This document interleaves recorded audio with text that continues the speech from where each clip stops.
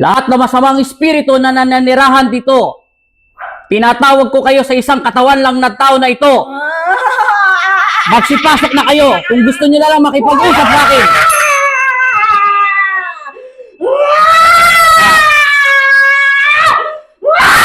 Inuutusan kita. Ano ba ang Holy water?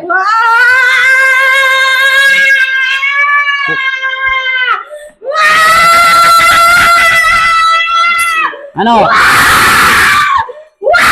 Tinatanong kita kung bakit ka nasa loob ng pag-aari ni Kristo. Kayo ba'y naninirahan lahat dito sa loob ng bahay na ito? Babae ka ba, lalaki? Diablo ka ba, elemento, espiritu? Alam kong hindi ka tao. Huwag mo subukan ang kapangyarihan ng aking ama. Lahat ng kaluluwa na katira dito, tinatawag ko na sa isang katawan lamang. Masamang espiritu, nililibong ko ay lahat sa pangalan ni Kristo. Amen!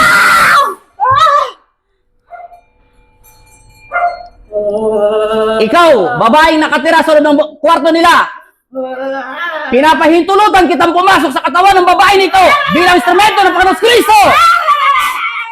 Ano bang gusto mo sa katawan nila? At ano bang gusto mo sa bahay nila? Makinig ka! Lalabas ka rito sa pag-aari ni Kristo. Naintindihan mo?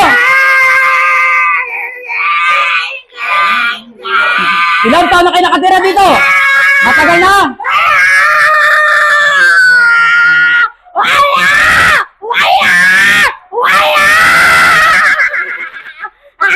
Di ka makakagalaw dyan. Kahit magtawa-tawa ka pa.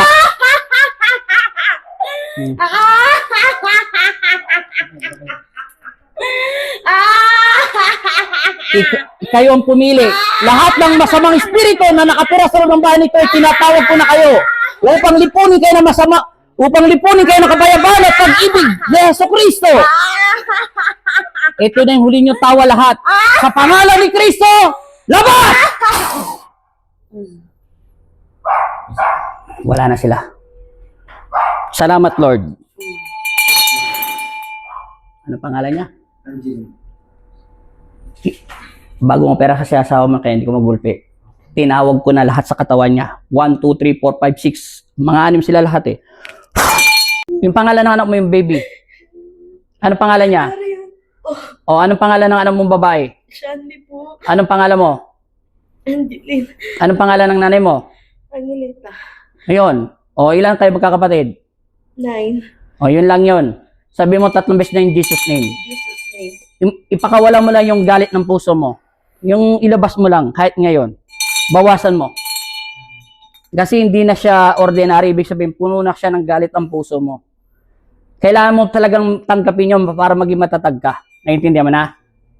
Naiintindihan mo sinasabi ko? Pag hinayaan mo na pakainin ka ng puot at galit sa puso mo, walang mangyayari. Naiintindihan mo na? Sino ba ang mas malakas at makapangyari at makakatulong sa'yo? Di ba ang Diyos?